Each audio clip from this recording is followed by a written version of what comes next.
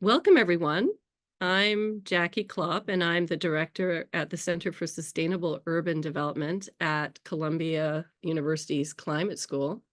And I'm really, really delighted to invite you to this webinar on improving coastal resiliency projects with the U.S. Army Corps of Engineers.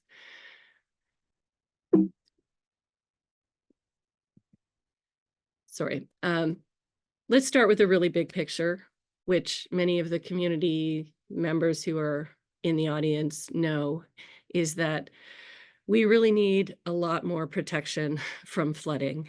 Extreme weather events such as hurricanes, the heavy rain, are increasing with climate change. Just this year, already we've had 11 hurricanes and some pretty nasty ones. Beryl, Debbie, Francine, so forth.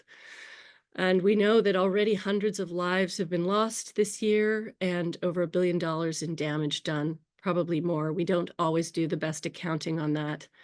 And something that we don't talk about is that the costs of inaction escalate and will climb if we don't really mobilize to improve how we're doing the protection from flooding.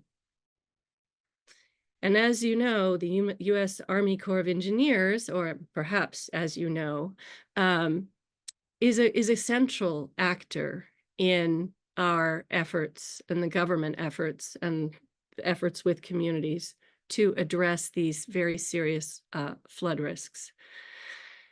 And they do this through studies and projects under a program called the Coastal Storm Risk Management Program.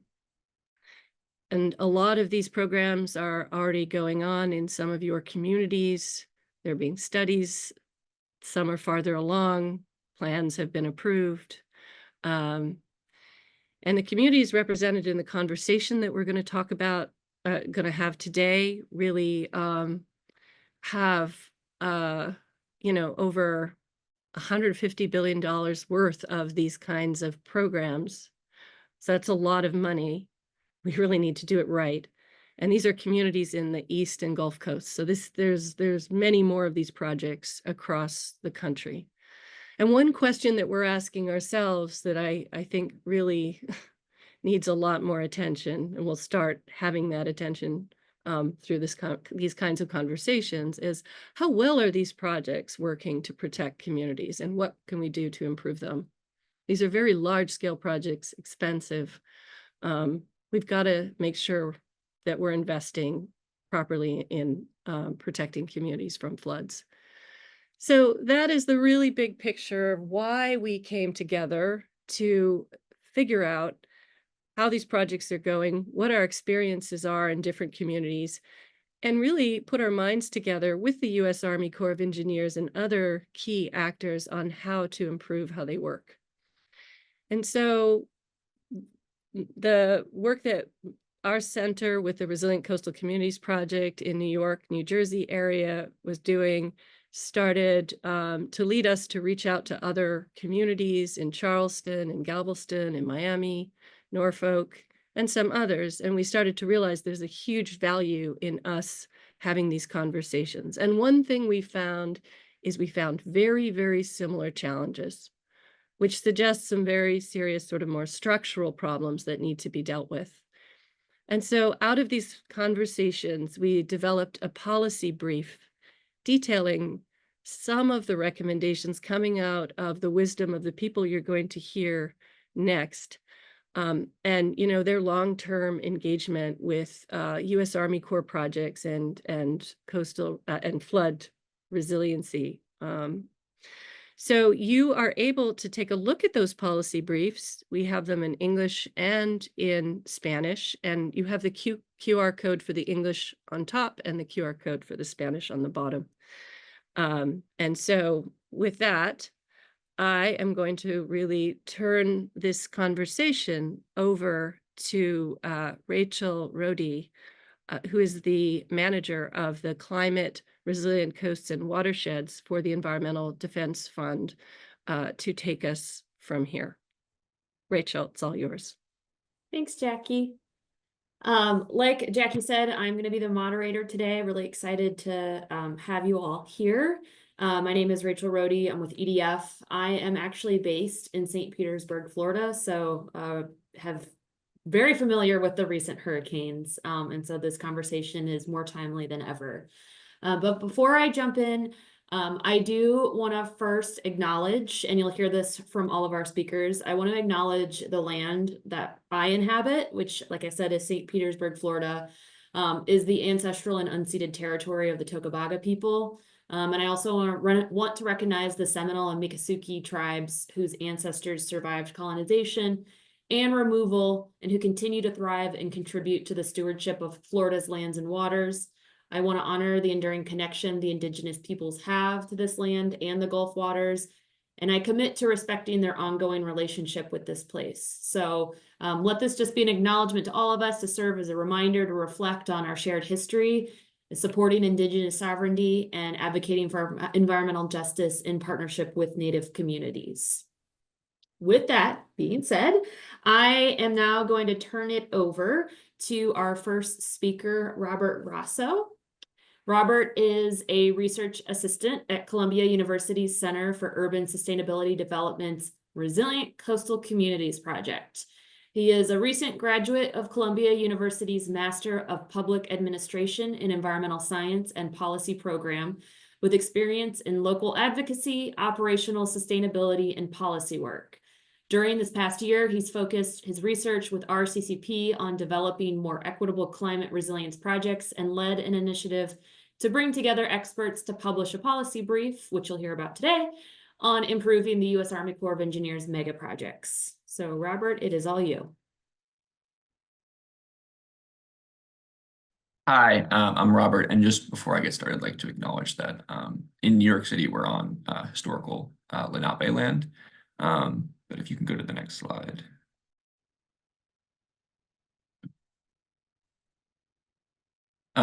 So I'm going to first talk about the Coastal Resiliency Project in New York City, which is the New York, New Jersey, and Harbor and Tributary Study. It is one of the largest of the federal government's studies, and it's a proposal to mitigate flood damage through building a network of storm surge barriers, seawalls, sea gates, and other flood mitigation measures. It spans over 900 miles of coastline, and the estimated cost right now is going to be $52 billion. So again, yeah, it's one of the largest and most complex of its kind, and will take potentially decades to finalize and construct. The Resilient Coastal Communities Project is a partnership with the Columbia Climate School and the New York Environmental Justice Alliance, and we've been working to advocate for reforming the HATS project for become a more truly community-led resilience plan. And we've been working alongside roughly 24 other community organizations to engage with the Army Corps on planning for the HATS project since 2022. And throughout this process, community groups have expressed frustration in how they're engaged by the U.S. Army Corps and how seriously the U.S. Army Corps of Engineers takes into account the concerns and comments about the proposal, which have been made by over 2,600 residents, dozens of community organizations, and countless elected officials. So yes, there are some concerns about HATS. The project process has raised concerns and about the current approach to resilience planning by the U.S. Army Corps of Engineers. One of the criticisms of the proposal is that it prioritizes storm surge flooding and does not accurately account for other types of flooding, such as heavy rain-driven flooding. Heavy rain-driven flooding, which is responsible for much of the harm and damage during Hurricane Ida. These projects further do not take into account the level of sea level rise that is expected over time and already affects flooding in areas with high water tables and sunny days. The proposal further does not center frontline and disadvantaged communities that are most vulnerable to flooding and need to have room for input on planning processes that affect their communities. The proposal also underutilizes natural nature-based solutions that work with nature and are particularly effective in addressing risk from multiple sources of flooding. The U.S. Army Corps has continued this approach without addressing many of these community concerns, as it's not meaningfully engaged the community to leverage their knowledge during the process. HATS was paused in 2019 and reworked, and the study received more funding in 2020. But despite this, we're still seeing some issues.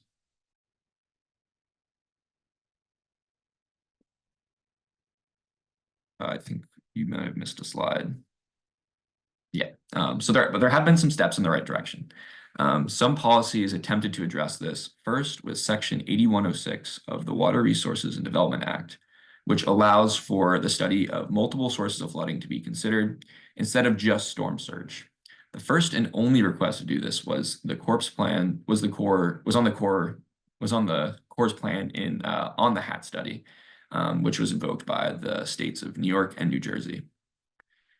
To address issues of environmental justice, HATS is the first study that the Army Corps of Engineers has committed to an Environmental Justice Coordinating Committee, or EJCC, which will be the first of its kind towards centering the communities that are most vulnerable to flood risk. There is additionally a proposed rule by the U.S. Army Corps to change decision-making to equally consider social, environmental, and economic variables rather than just prioritizing economic variables, which has resulted in bias for more expensive flood mitigation measures in more expensive property areas. The next slide.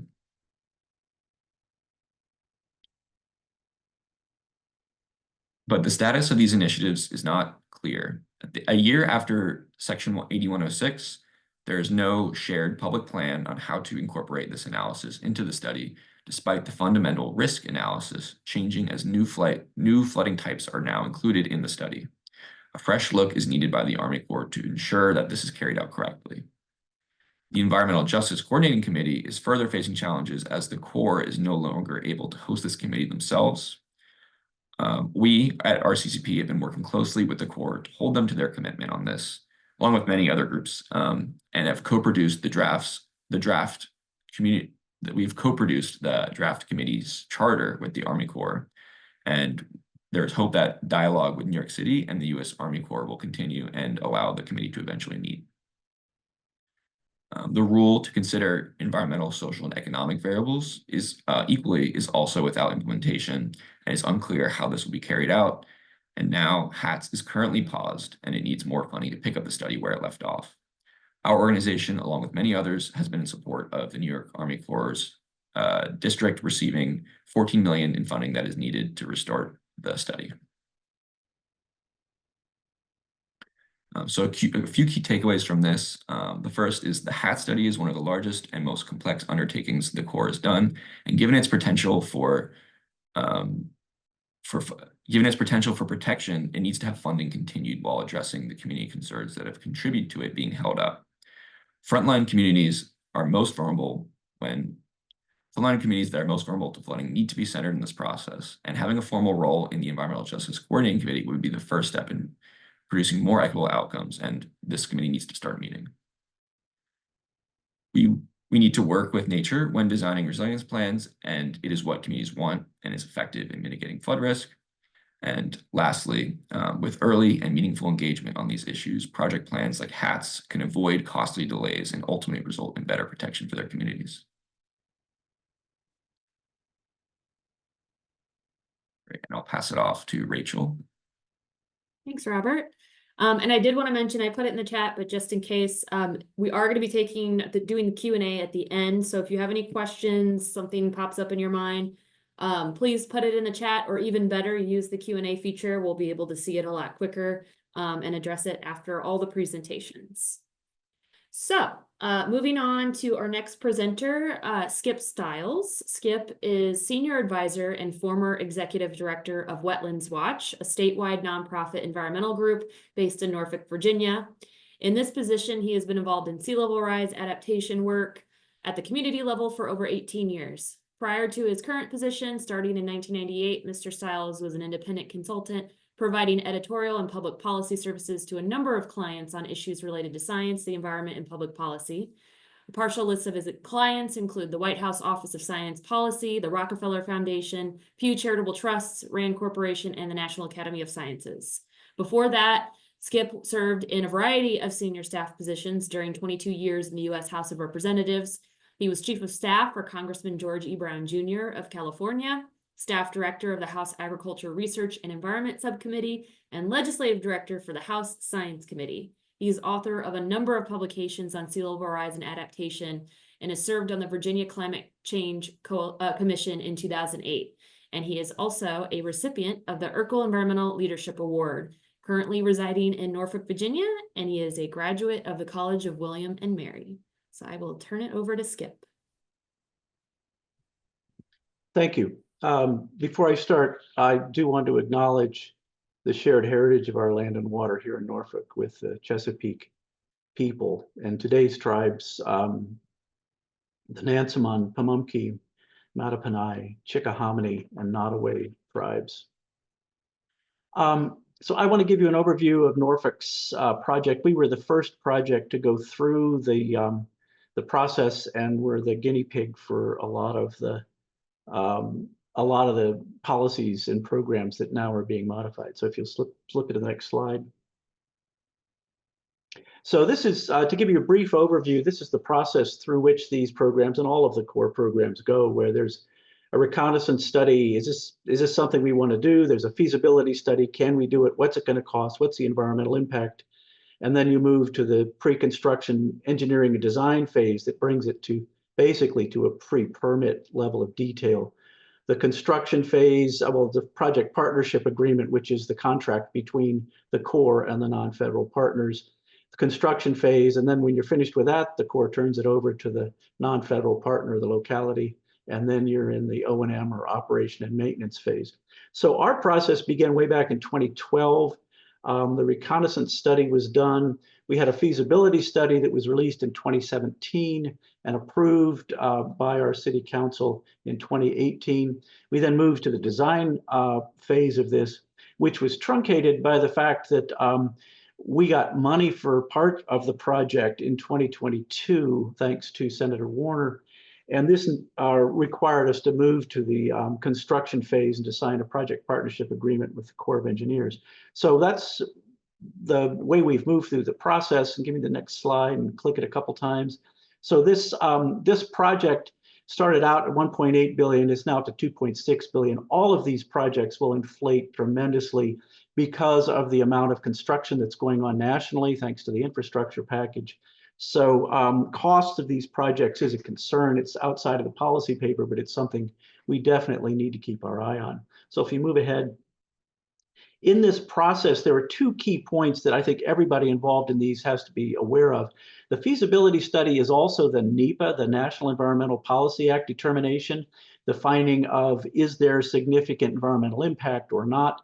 And with the approval of the feasibility study, you move out of that phase. So the critical point for the environmental considerations is at the approval or the consideration of the feasibility study early on in the process. The next big road bump, the next big threshold is before the construction phase, you have to sign a project partnership agreement. This locks the design and the cost in. And this is significant because any change after this point is what the Corps calls a betterment and will probably be on the local and state partners to pay for completely.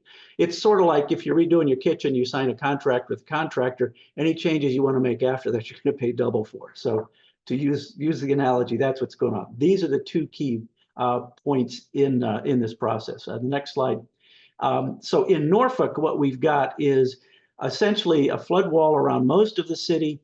The crosshatched areas in here are non-structural solutions where the benefit cost analysis did not justify an outward barrier. And so we're in these neighborhoods, they're talking about filling in basements and lifting houses.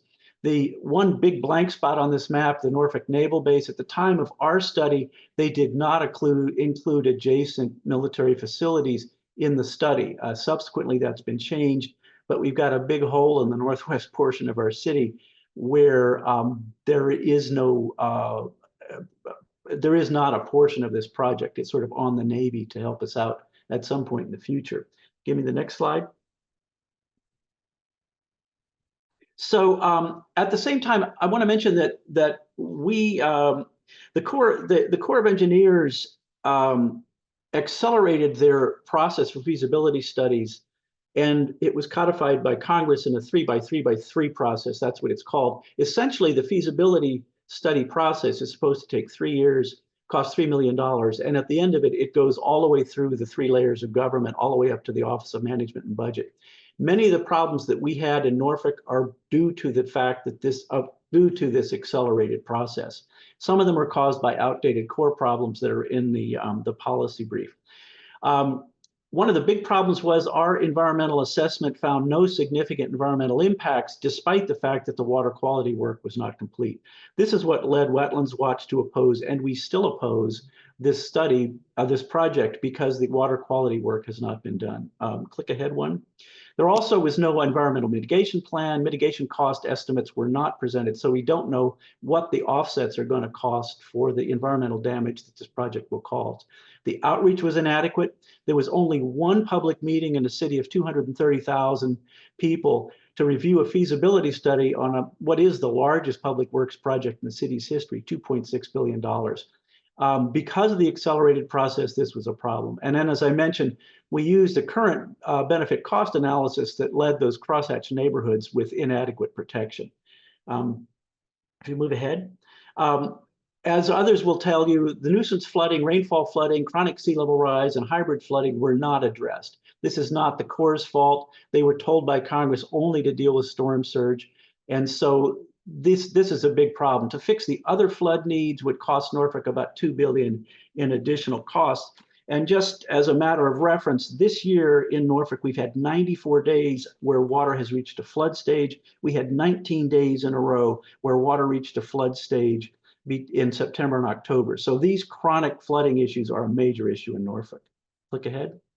Where rainfall impacts were used to assess the size of pumps, they did not use the current state estimates. Our state engaged in a study to look at the increased rainfall since the last rainfall estimates were made in 2006 and found an 18% increase in rainfall intensity, duration, and frequency on average. These were not included in the study. The project uses, and all of these projects use the wrong rate of relative sea level rise. They use the U.S. Army Corps intermediate level. The rest of the state and all of the localities in this region use the NOAA intermediate high level of projections for sea level rise. At the outer years of this project, that means that the water will be 1.5 feet higher than the Corps of Engineers estimates. And click ahead. And also natural and nature-based solutions were not included anywhere in the study except for adjacent to some of the gray infrastructure. We attempted to get them to use more natural and nature-based solutions, but they were not included. Click ahead. So the Corps said when we protested many of these issues that the unresolved issues would be addressed during the pre-construction and engineering phase. However, none of these issues were resolved because the city moved quickly into, or rather rapidly, into the project partnership agreement to build the first sections of the project. So this is a big problem. There are many unresolved issues because of the speed with which this project moved through.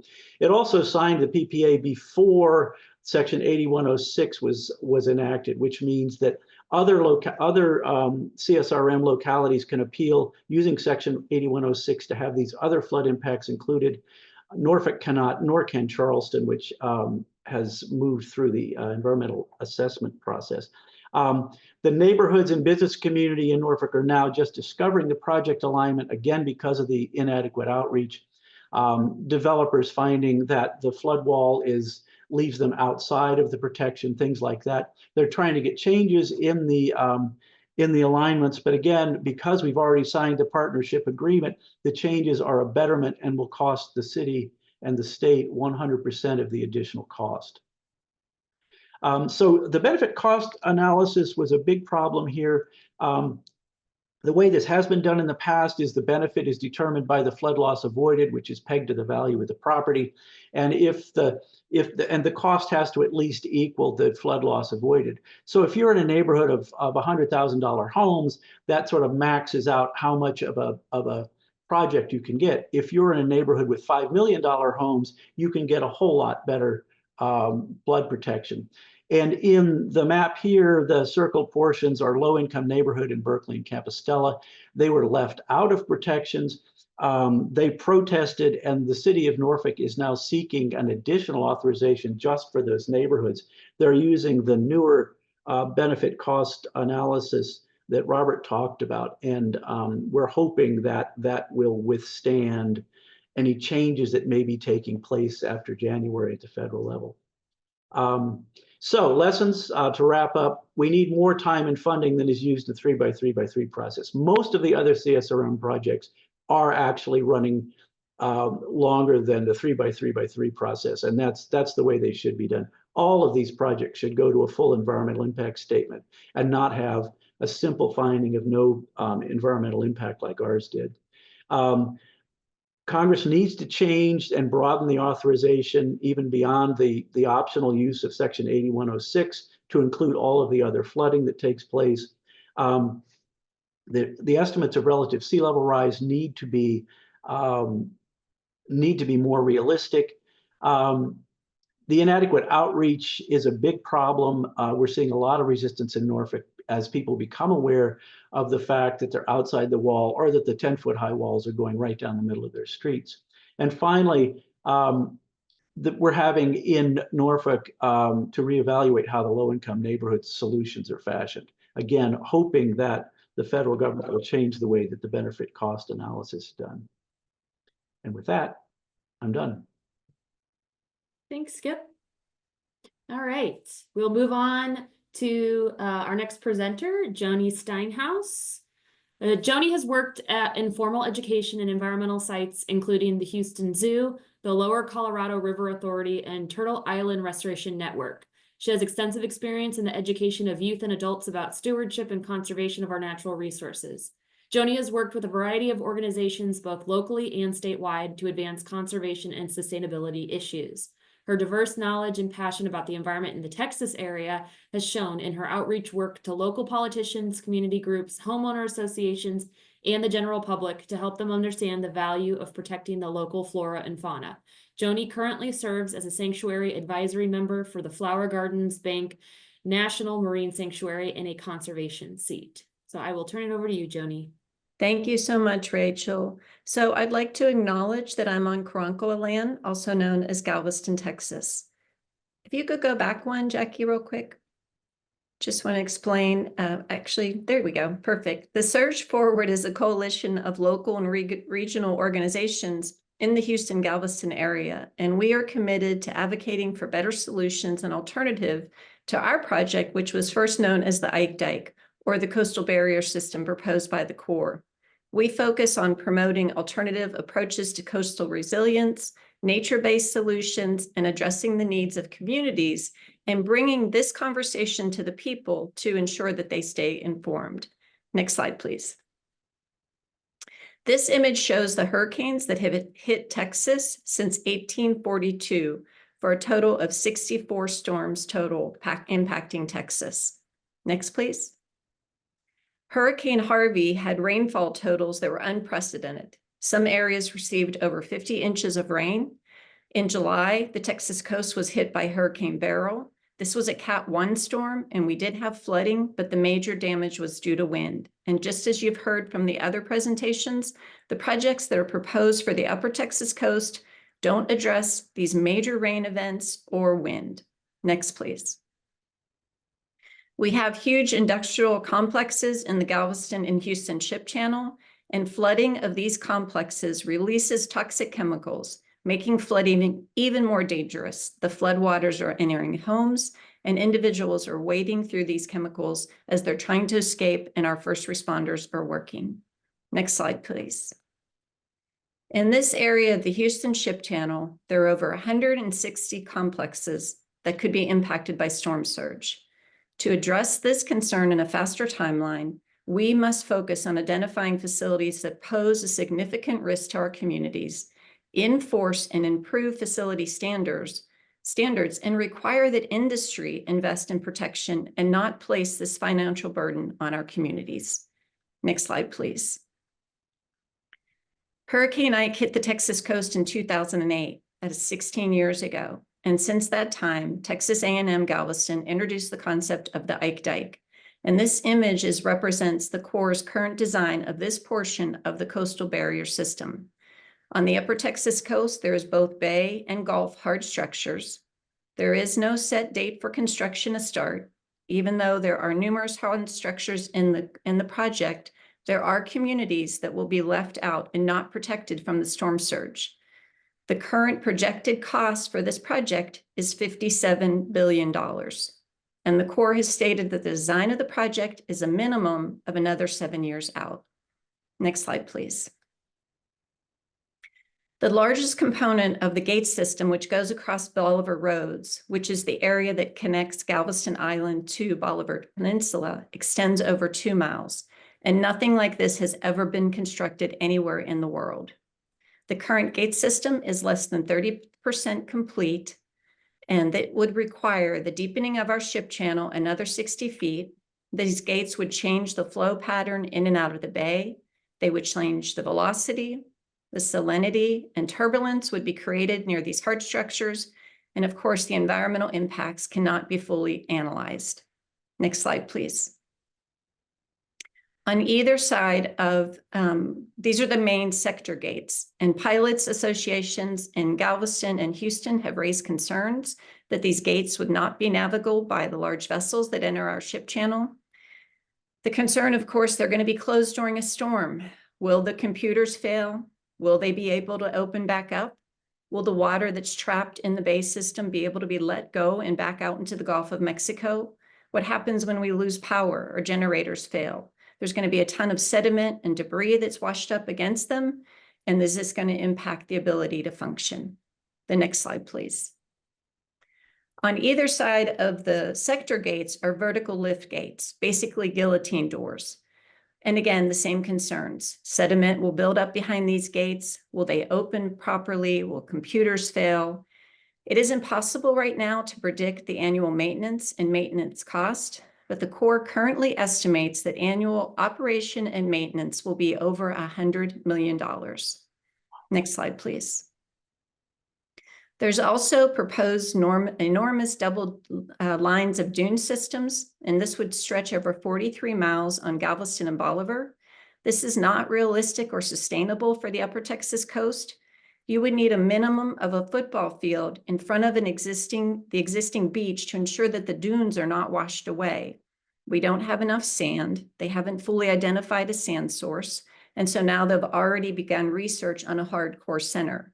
And again, this is a structure that wouldn't be built for 15 to 20 years. And we on the Upper Texas coast are experiencing extremely high rates of erosion, anywhere from 3 feet to 8 feet annually. Next slide, please. The last component of the system proposed for the Upper Texas coast is a ring barrier around Galveston Island. It would be a system of walls, gates, pump stations, and levees, and surround about 15.8 square miles of the city. The maximum height of this flood wall is currently proposed at 14 foot, and Hurricane Ike hit us at 15 to 18 feet in a storm surge. There would be numerous gates across the front of the seawall and railways that cross it, and also in the left-hand side, you see the image that's off its bayou. They would need to put an additional gate system there.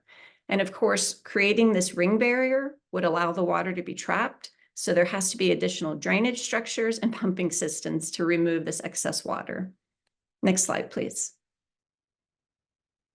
So the key concerns that the Storage Forward group has raised, we want to involve the community. We've been doing continued outreach for the last 12 years. And they have brought Dutch people, the Dutch Infrastructure and Water Management Agency, attended meetings in the Galveston area, and they spoke about their structures, and they told us things will happen to these structures. There will be unplanned, unbudgeted, dangerous repairs and modifications that are needed that are extremely expensive to fix. And it's not if, but when the gates are hit by vessels. Their structures have experienced ship strikes and costly maintenance and testing operations, which shut down the shipping operation. They have devastating environmental effects on their bays and estuaries. And again, the environmental impacts of our system that is proposed are not fully studied or known, and because they're doing it in a tiered NEPA project. We also raise concerns about environmental justice. There are communities that are not going to be protected by this storm surge. And again, industry should ensure that the structures and their facilities are built to withstand the storm surge and not put this financial burden on the communities. Next slide, please. What we will work to do and continue to do is listen to the impacted communities, center their experiences, and this includes inner-centered communities that are not, that experience flooding from this storm. It's not just coastal communities. We will continue to push for non-structural protection, beach nourishment that is at a scale that's reasonable and doesn't deplete our sand, restoring our wetlands and our oyster reefs that reduce the wave energy and erosion. Look at flood-proofing the existing buildings and stop building in floodplains and on the coastline. Work with nature and move people out of harm's way. The plan should include smaller scale projects, which it does, that are more affordable and far less negative impact on the environment and people. We need to address the root cause of climate change and work towards a broad climate action plan. Again, this proposed structure would not begin for 15 years, and the current budget is $57 billion. What will that figure be in 2040, 2044? What could we have accomplished in the last 16 years since Hurricane Ike? And what could we accomplish in the next 10 to 15 years investing in green infrastructure? Thank you so much. I'll pass it back to Rachel. Thanks, Joni. All right, we're going to move on to the last speaker, but certainly not the least, Audrey Sue at Miami Waterkeeper. Audrey is the policy director for Miami Waterkeeper, which is a South Florida nonprofit dedicated to advocating for resilient solutions grounded in science, rooted in nature, and driven by community. She brings experience across government, nonprofit, and private industry sectors. Her professional career began with the Army Corps of Engineers as a regulatory specialist, where she executed on major federal acts, including the Clean Water and National Environmental Policy Acts, working with project proponents to avoid and minimize resources in the public trust.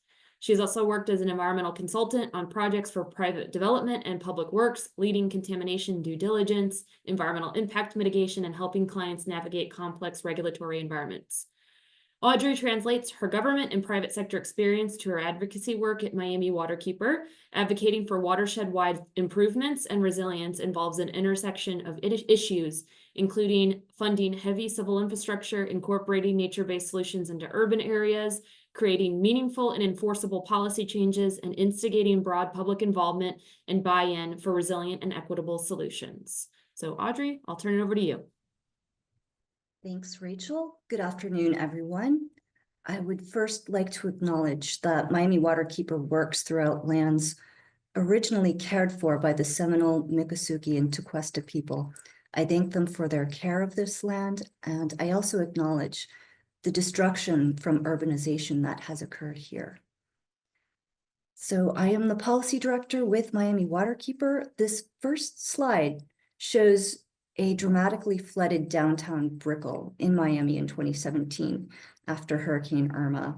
Flooding, we of course expect to happen more frequently. I have a policy talk prepared today on the Miami-Dade CSRM project to address this more severe storm surge. But before I get into this policy talk, I want to ground the presentation in the context of where I live and work, because the implementation of policy is all about context. Next slide, please. So what do people think about when they think about Miami? You probably tend to think of water, our beach, our bay, the Everglades, sun, and tourism. We have some of the most expensive zip codes in the US, with lots of communities built along and near the waterways, where our waters serve as aesthetic and economic powerhouses for the region. But the proximity to waterways also subjects the community to increased coastal storm surge risks, especially since down here in the South, we're right in Hurricane Alley. We are a major economy with a shipping and cruise port, and we're a gateway to Latin America and beyond. We attract lots of cultural diversity. There are a plethora of languages spoken here. And there are many folks that come to Miami seeking a chance at a better life. And one other context consideration I'd offer is that Miami was also once the Deep South, and today we still grapple with historic inequities. So even though we have some of the most expensive real estate in the country, there's a stark gap between wealthy and poor, with about 19% of our population that lives below the poverty line. Next slide, please. I also want to talk about our ecosystems because they act as natural infrastructure in South Florida, and they impart multiple benefits to our stakeholders. We've unfortunately destroyed much of them, but the thing is, these ecosystems prop up our economies of fisheries and our tourism economy, and they create a sense of place that is Miami. And they're also adapted for major storms. The red mangroves and coral reefs shown in the left and right photos, they possess a high degree of surface area, and that creates friction and drags on waves, slowing them down. Next slide, please. So in the slide, you can see that we have multiple speed bumps or multiple lines of defense from east to west. Our reefs, our sand dunes covered in sea oats, mangroves, seagrasses, and freshwater wetlands, all of these slowing down storm surge or acting as reservoirs to capture water. And I like to say that Mother Nature is the most accomplished engineer you'll ever know because she's had lots of time and space to experiment and refine. And this is what's happened in South Florida is our natural ecosystems over millennia are adapted and resilient to shocks and stressors from major storms. Next slide, please. So one last consideration is geologic. We lie in this highly porous lime rock substrate, and it transmits water rapidly. If you cut a cross section of it, it looks like Swiss cheese.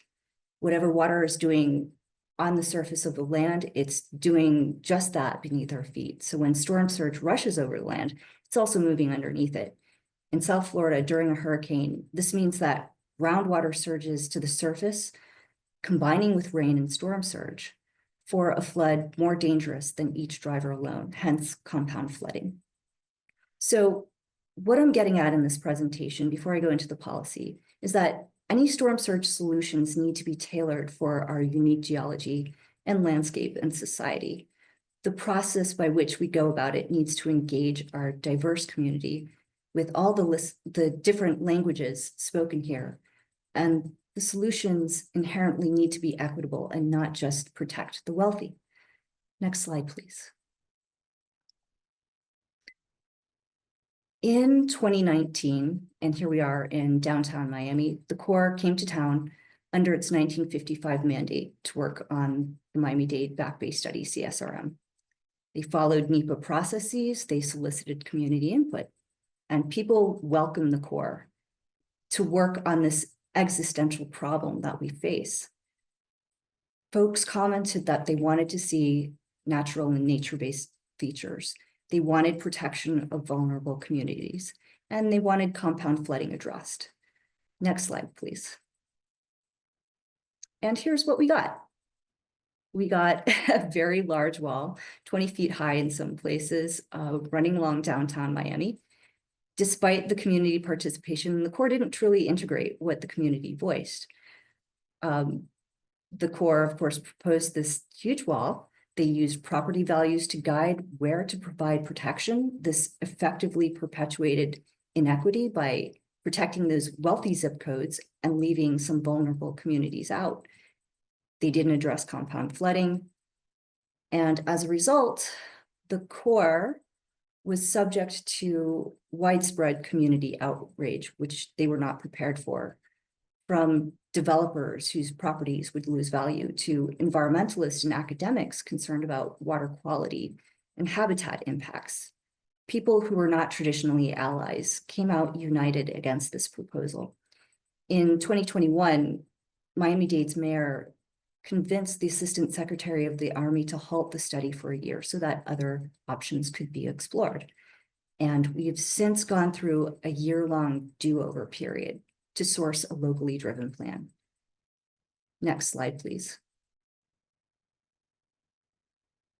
Miami Waterkeeper has been participating in this do-over process. We formed a coalition of advocates, which includes my mentor, Rachel Rohde, to participate in this process and fix fundamental challenges. We're encouraging the Corps to include ecosystem values and social equity in its cost-benefit analysis. And we're pushing the Corps to come up with novel solutions and procedures because more gray infrastructure like a wall for so many reasons is not going to work for us in Miami. And of course, we've also pushed for compound flooding analysis. Next slide, please. To the Corps' credit, they did start listening. They set up a web-based GIS-powered tool to solicit community input. They worked with the county to put together a year of meetings, charrettes, and webinars. And I think we're starting to make some progress in the right direction. We've recently gotten a new chief's report with a recommended plan forward. And this plan includes no walls, but non-structural features, elevating residences. And this is a voluntary program for homeowners. There's also proposal for flood-proofing businesses and critical infrastructure.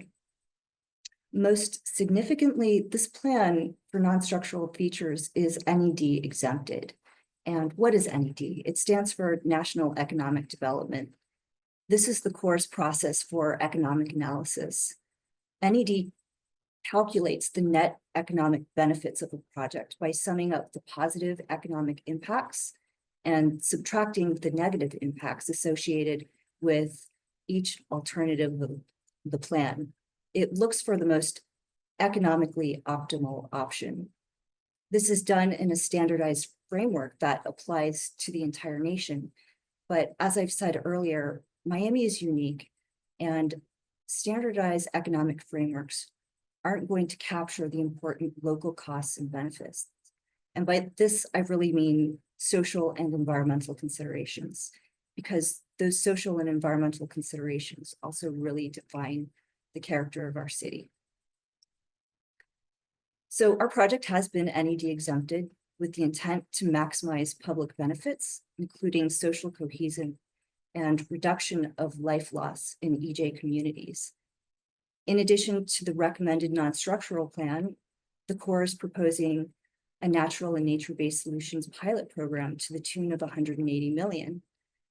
They are also proposing a programmatic non-structural study authority. This is a $6 million program to study non-structural measures that the Corps currently has limited experience with. These include apartments, complex critical infrastructure, like hospitals. So these are currently out of the comfort zone of the Corps, and the Corps is promising to do the work to get comfortable with them. There's still key areas for the Corps to address, similar to what the other panelists have stated.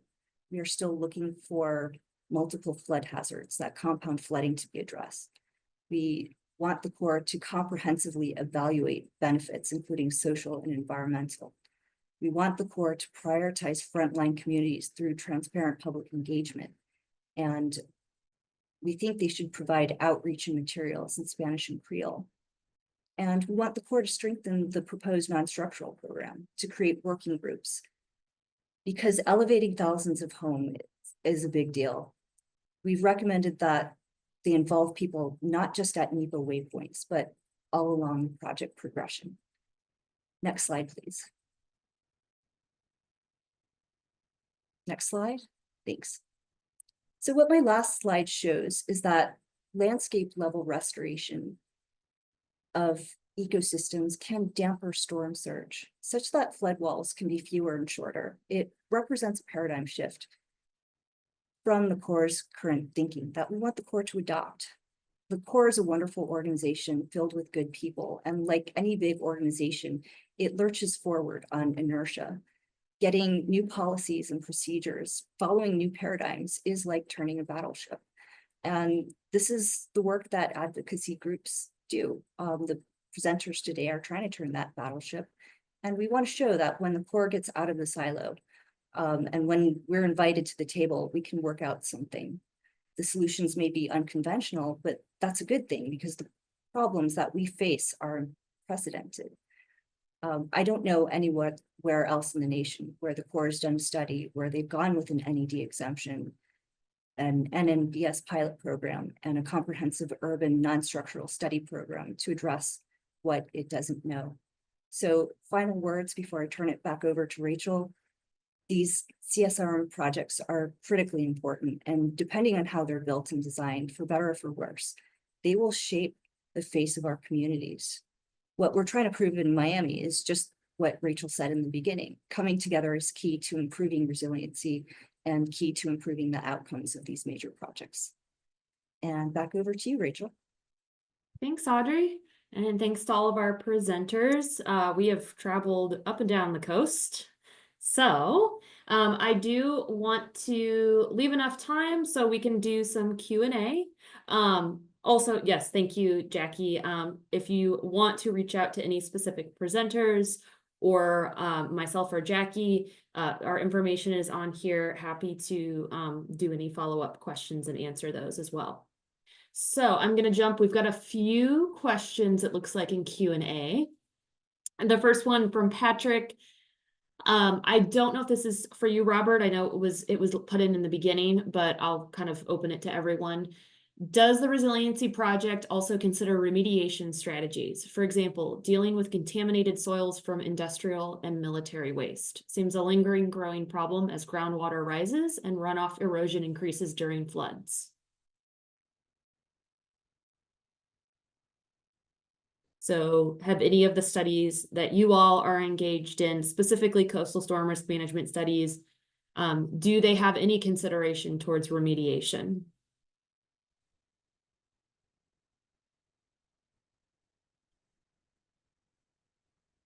I can jump in a little bit. Remediation, at least in our region, seems to be a potential barrier to doing coastal resiliency projects. So sometimes they're delayed until sort of remediation or contamination is addressed. So I'm not aware that they're actually integrated into the resiliency work, and in fact can delay it. But it's so important. And some of these natural nature-based solutions also might be able to help with remediation. So we might be able to do some of those, you know, at the same time. And that's an advantage of these kinds of approaches as well. So that's just some thought, and it's not, you know, this is impressionistic from the conversations I've heard. Any others have thoughts? I'd like to add that when they dredge, they do some soil samples, you know, especially in the ship channel, but they might not be current, and there might be, you know, accidents or fires from industry and chemicals that are released into the ship channel that settle in these soils. And so I have done FOIAs when they are doing, they used to take it, when they did the Houston ship channel, they would take it offshore and dump the spoils. Now they're calling it beneficial dredge, and they're placing it on our beaches for nourishment. But when you look at the samples, there's pages and pages of chemicals in these soils in the ship channels. It's impossible not to be with the industry and the vessels that are going in and out. And so I don't know if it's exactly a response to it, but you know, that is something that the Corps is doing. And we know these soils have contaminants, the dredge materials have contaminants, and they're placing them on our public beaches. Well, while I have you, Joni, I think these are directed to you, these next couple of questions. So Ken, a little bit about the Houston-Galveston area. What role does the Houston ship channel play in storm surge propagation? The HSC is constantly being enlarged with no end in sight. Because of the very shallow waters of the Galveston Bay, the HSC represents a deep slot in a very shallow estuary, suggesting it may play a critical role in propagation of storm surge. If this is the case, we may literally be causing the problem ourselves, in addition to climate change, and we have not stopped exacerbating the problem. Absolutely. So thank you.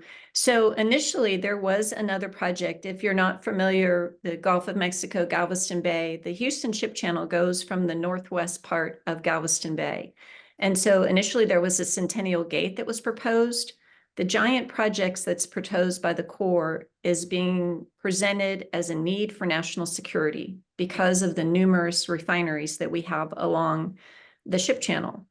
And so they are saying that they need to stop the storm surge from the bay going up into the Houston ship channel. And so, yes, this channel is constantly dredged. It's on an 18-month cycle. We are making the problem worse.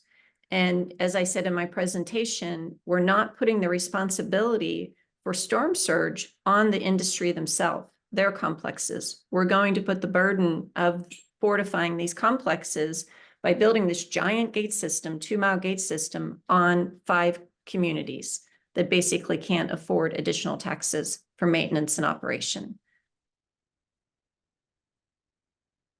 Thanks, Joni. We have a question here that I think is one for everyone to chime in on. This question is for whoever. So where does the responsibility for lack of enough outreach or insufficient study fall? Does it fall on the local sponsor or the Corps or both? This is Skip. I sort of typed in and answered that in advance, but my feeling is because we have had inadequate outreach, the responsibility really falls on the non-federal partner. The Corps of Engineers is not in the business of doing a lot of outreach at the local level. The local government, the city of Norfolk in this case, should have done a much more robust job of scheduling and holding outreach events. But as I said in my presentation, because they were under the gun to get this done under a short time frame, under the 3x3x3 process, they truncated the outreach.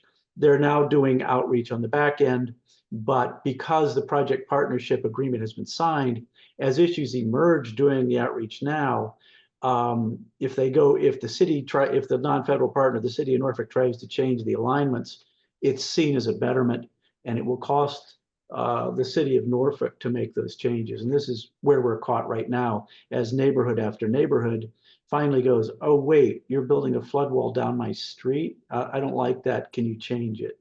So the local government should have been responsible.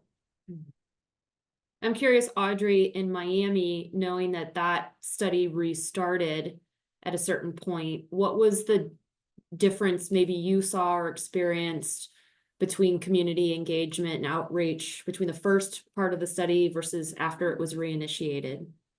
I think it was better.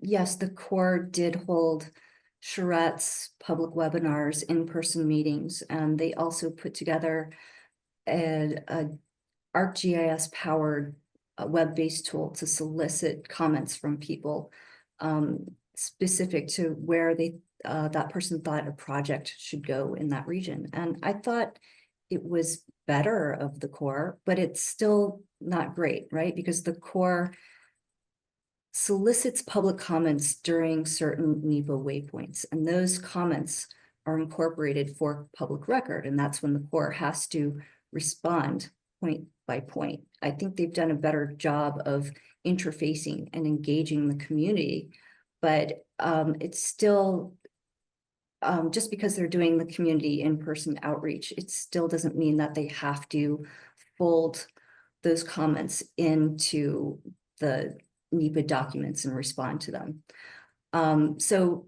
to that end, what we've been pushing for is the Corps to put together working groups throughout the next phase of the project. And because NEPA is, again, only at certain points to bring into the community, we'd like to see the Corps shift to doing more than just NEPA and having folks, representatives from communities where, you know, a big project is going, speak on behalf of their communities throughout the duration of the project. Thanks, Audrey. I'm curious, Robert, given that you're in a massive metro area, this mega study is, and I believe is one of the few studies I know of that actually has 3 local sponsors. So you have the pleasure of having probably much more capacity than a lot of these other regions have. What has that been like, you know, having the 2 states of New York, New Jersey, as well as the city being able to help with outreach? Have they done most of the outreach in the New York region? And has the Corps contributed to that? Yeah, so they both New York, New Jersey states, I think, are technically the lead sponsors, but New York City is providing a lot of input, and New York City is particularly helpful because right now, as I mentioned in the presentation, they are potentially taking the lead on trying to find a solution to get the Environmental Justice Coordinating Committee going. So they are taking like a formal role there. Jackie, I don't know if you have any anything to add in terms of like the actual outreach itself? Yeah, so the Army Corps has been doing its own outreach, and it has been problematic. Some of it I think was also, done online, or in places and times that were really hard for people to show up at. And there wasn't as much thought to like translating things into different languages. We're a very multilingual city and region. So we were actively working with the Corps to try to improve some of their outreach.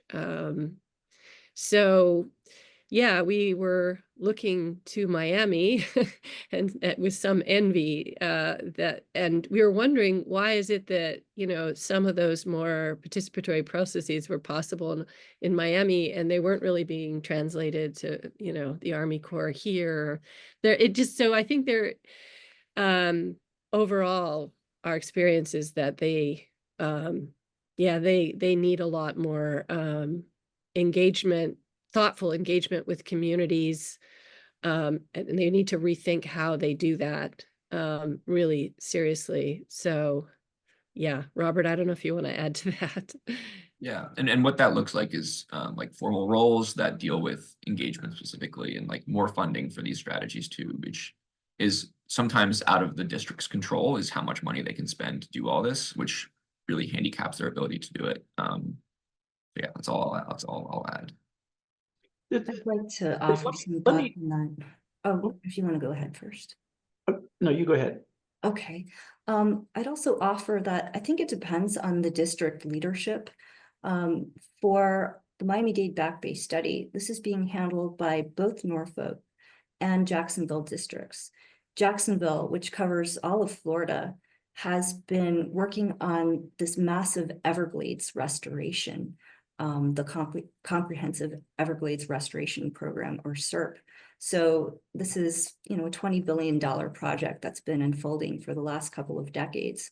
And I think Jacksonville District just has more experience with engaging stakeholders, because our Everglades restoration does go near and sometimes through some urban areas, and certainly a lot of agricultural communities.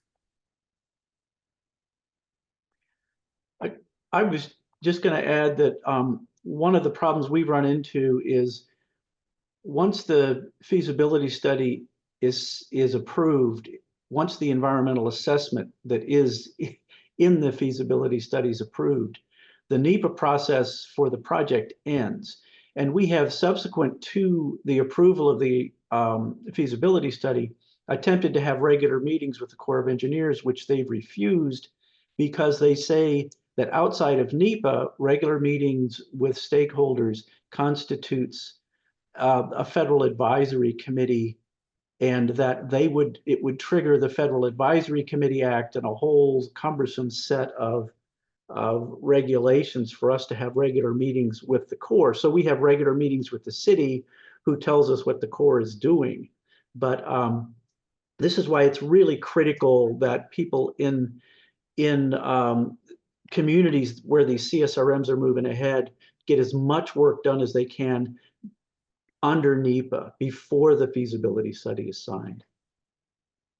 So I think, Skip, kind of piggybacking off of that answer, maybe you could talk a little bit about one of these questions goes into the 65-35 cost share between the federal and local sponsors.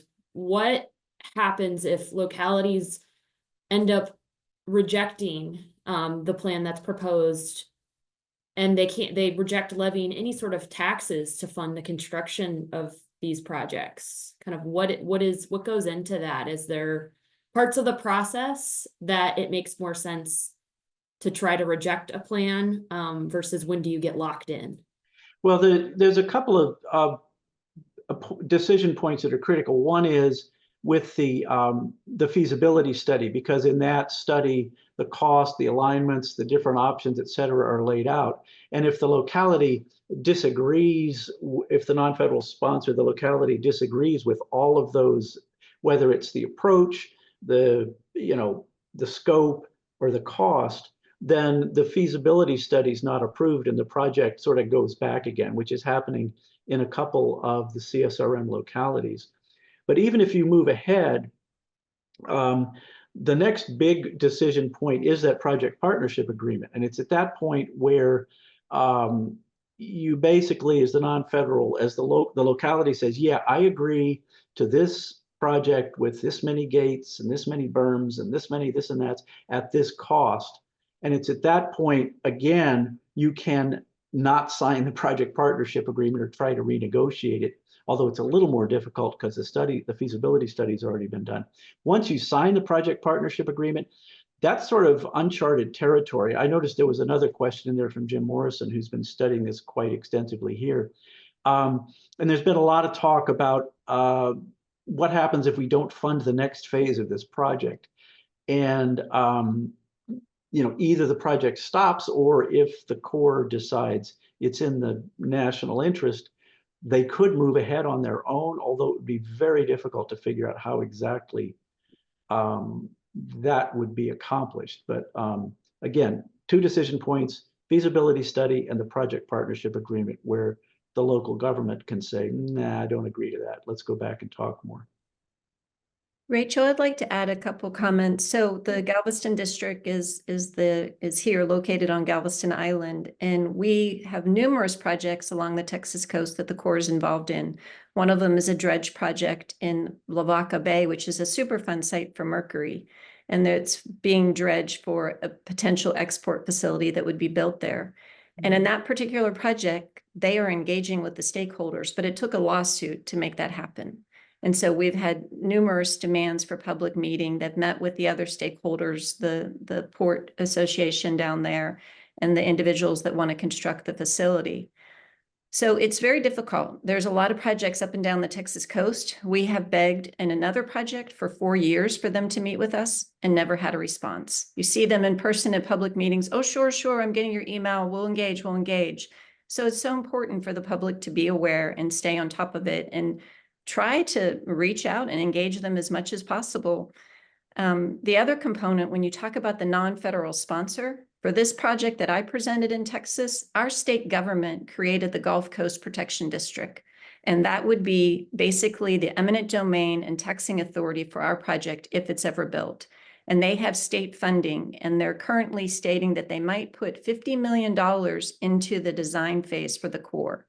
So in Texas, we've created the GLO is the current non-federal sponsor or partner for the planning, the design, but if the structure is built, they've created this Gulf Coast Protection District.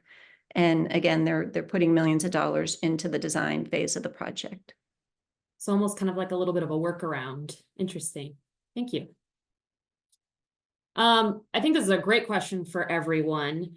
And I can think of a couple of you guys on this panel that can probably speak to this, at least for your particular study, or if not another study you're aware of. But are there examples where the Corps has been successful at advancing a project that builds on pre-existing local coastal resilience studies in your particular region? Like Audrey, I'm thinking, I know Miami has the sea level rise strategy and Resilient 305. Are those being used are those being considered by the Corps as they have moved through the process? I know that the Corps is considering in its nature-based solutions pilot program, they are considering resilience or restoration projects that are already in the hopper. So I think it's a matter of the Corps continuing to work with the county on identifying those properties, usually public properties, where, say, a mangrove fringe already planned to be restored. But also making sure that the Corps really understands this multiple lines of defense strategy and not just having NNBFs kind of randomly strewed all over the place. So yes, this is subtropical South Florida with lots of biodiversity and therefore lots of protections and resilience plans. I want to say I'm optimistic that the Corps is working with the county on looking at what's already been done and capitalizing on those programs. You may have a little more information on that than I do, Rachel, but I haven't seen too much of it yet. But in the nature-based solutions pilot program, definitely the Corps is entertaining projects that are already being contemplated. What about others? Virginia, New York, Galveston, are there local resilience strategies that are being considered by the Corps as they think through alternatives and design? Well, the General Land Office has developed a Texas Coast plan that's taken several years to develop. And so there are, again, in that plan and in the coastal barrier plan for the entire Texas coast, there are some nourishment, there are some restoration projects. Unfortunately, for the upper Texas coast, the focus has been on these hard structures. In other area of the coast, they're doing beach nourishment, they're doing dune protection. So it just depends on the area and how it was analyzed by the GLO and the Corps in both plans. Okay. This one seems to be directed maybe to Audrey or Robert. Are you optimistic that the achievements in advocating for non-structural plans, escaping standard economic frameworks, right, the NED, can that be translated elsewhere into the nation going forward? Okay, if I go first, or how about you go first, Robert? Yeah, I mean, I'm in terms of advocating for escaping standard economic frameworks. That would be at the federal level. So that new rule that was proposed last February, which is yet to be implemented. That would apply to likely all future projects. It's unclear if that would apply to some of the current projects. I think Skip mentioned that some of the newer projects happening in Norfolk are using a similar process. But in terms of non-structural work, I think I can let Audrey speak to this as well, but I think assuming the work in Miami goes really well with the non-structural work, I think it can serve as an example for many other districts. But I can pass it off to Audrey. I'd say that I'm very cautiously optimistic that it can be done. I'd mentioned that in January of 2021, the outgoing Assistant Secretary of the Army issued a memo to the Civil Works staff requiring the planners to incorporate a comprehensive evaluation of benefits, including not just economic, but social and environmental benefits. And that does represent a paradigm shift that I think is much better.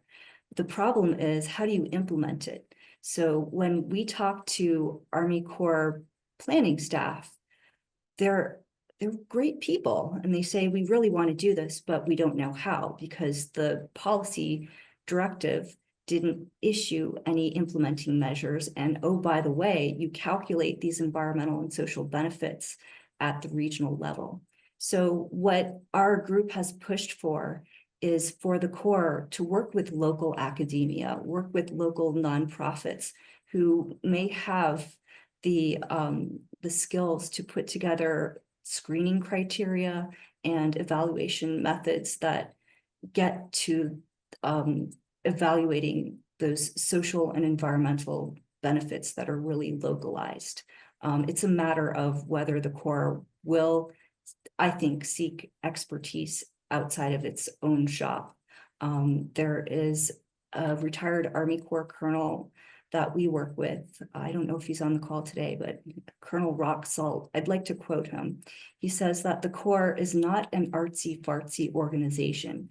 And what we're trying to ask the Corps to do is more cutting edge economics.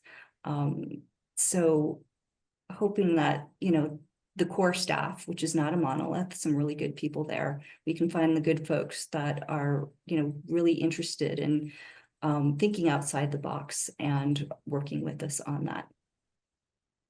And I'll do a small plug to say that EDF is very active in one of the largest non-structural studies in the nation, which is the Southwest Louisiana study. And so we're doing a social science exercise down there and hope to learn kind of the human dimension of non-structural home elevations and informing federal policy. So I think that will be very influential for folks like Miami and New York, New Jersey on kind of how they proceed with non-structural.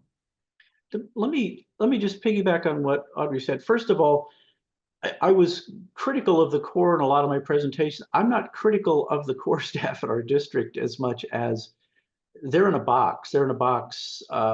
They're told to use the wrong, quote unquote, rates of sea level rise by headquarters. The Congress put them in a box by saying, just look at storm surge. And there are so many good people who work for the Corps.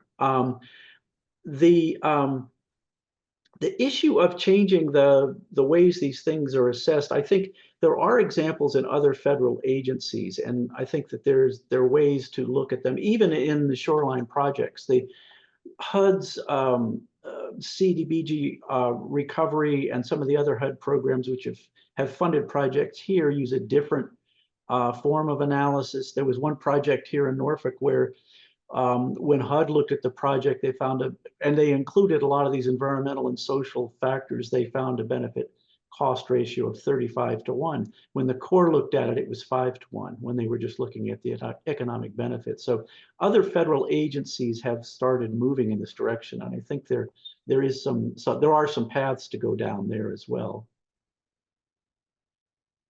Great, thanks, Skip. I think I'll do just one more if we can. I think this would be a good, like, quick rapid fire from each of you. Bernadette has a really good question that I think is a great closer. Where do you all plan on focusing your energy the next 4 years? On the Corps or your local government? All of these fights are very local and contextual, and yet we're all facing what Audrey says is the big ship that takes time to turn around, which is very true. It's like turning the Titanic. So yeah, where do each of you, we'll start with you, Skip, if you want. Where do you plan on focusing your energy for the next 4 years?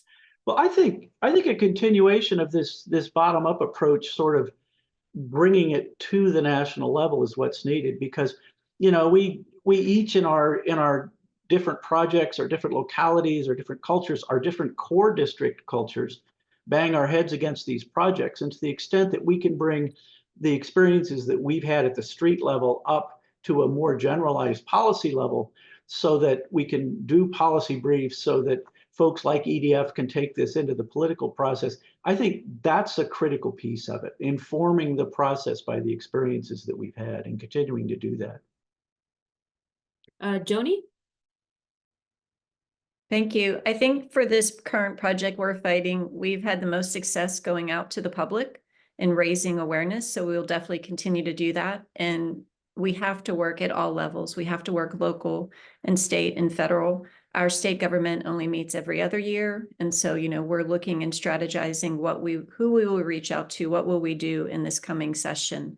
And so it has to be at all level. But I still think that the focus needs to be on the people and ensuring that the people that will be impacted, the communities impacted by these projects, are well informed. And so we'll continue to doing our community as a surge forward group whenever needed to make sure that they're aware of the latest updates in the projects. And Robert? Yeah, so we're going to continue to work on hats and make sure that it gets started again, and then also becomes a truly community-led project. But we're also going to continue to have conversations like this and convene as part of our research at Columbia. So yeah, that's our plan going forward. Audrey? For Miami, we've had a lot of really good success in working with the county. The county, the folks live here, so they know the resources well. They're sympathetic to what people experience on a day-to-day basis. So I think we're going to keep up with our relationship with the county, and I think we're going to do much more public engagement, driving people into Corps meetings and asking the Corps to put together those community working groups to have representatives there throughout the process. So people don't just show up at those DEPA comment periods or public meetings. And the Corps tends to issue things as lines and dots on a map. So if the Corps can do those community engagement groups and have somebody in the community that can translate all along the way what the Corps is thinking, that is something we'd really promote, is that connection of the Corps to the community. Great. Well, thank you all. Thank you, Audrey, Joni, Robert, and Skip, as well as Jackie, for being our panelists and really diving deep into your regional studies and how that's relevant for all of us across the nation. And, you know, very important to continue to communicate this type of information to decision makers in DC, so that we can hopefully start seeing more of the outcomes that communities really want to support. Columbia was gracious to give me a quick couple minutes to do a really brief plug. You've heard EDF mentioned a couple of times in parallel with this group and in collaboration. We've been very engaged. EDF has been at shaping a lot of these coastal storm risk management studies that you've heard. I have counterparts in a number of states working with these folks who are local experts at really trying to act as that bridge between what's happening at the national level, bringing that information down to the local groups, and then vice versa, really trying to take up and elevate the voices that we're hearing on the ground to make sure that influences policy. And so over the next couple of years, at least as long as we've been funded, we kind of have 3 buckets of work that we have styled this Army Corps advocacy around, and that's advancing the state of the science toward more equitable, environmentally just, and nature-forward project selections and design. We want to build power by catalyzing and supporting local capacity to shape projects, and then reconfiguring federal systems and policies by advocating for sound, evidence-based, and community-informed policies and procedures, ensuring that core programs have the resources they need to be effective. So over the next year, you're probably going to start in collaboration with a lot of these folks. We hope to have a platform that we can point folks to with resources, fact sheets, FAQs, webinars, teach-ins, to be able to point those folks who may want to understand better if the Corps is in their backyard. What are some strategies and ways to get the outcomes you want to see, as well as what's happening at the federal level. And so we hope to continue that and influencing policy as we move forward and building on that role of us supporting that kind of bridge role that we've been playing. But this group, going forward, this partnership will continue to collaborate and convene around how to ensure that resilience planning and projects are truly community-led, address all kinds of flooding using natural and nature-based features, and centering frontline communities. It's important that these conversations continue as these issues affect everyone and will be increasingly more common. And we're excited, this group is excited to continue this conversation, and we invite you to join us. There will be a follow-up survey after this. We'll send out the contact information of folks. We'll have a recording of this webinar as well that's available, and we really encourage you all to, if you get a chance, to read the policy brief that I believe someone has put in the chat or will put again. It's really informative and shows kind of where we hope to turn the Titanic in the next few years. That is the Corps. And please reach out if you have any questions. And does anybody on the panel or Jackie have any final thoughts? Or I think we're good. I just also want to thank you, Rachel, for a terrific job moderating. And yeah, let's keep this conversation going. It's an important one. We appreciate you all coming. Really, really appreciate it. So be on the lookout for a follow-up email from us. So thank you all. Have a happy Thanksgiving. Hopefully you all get some time off. Thank you.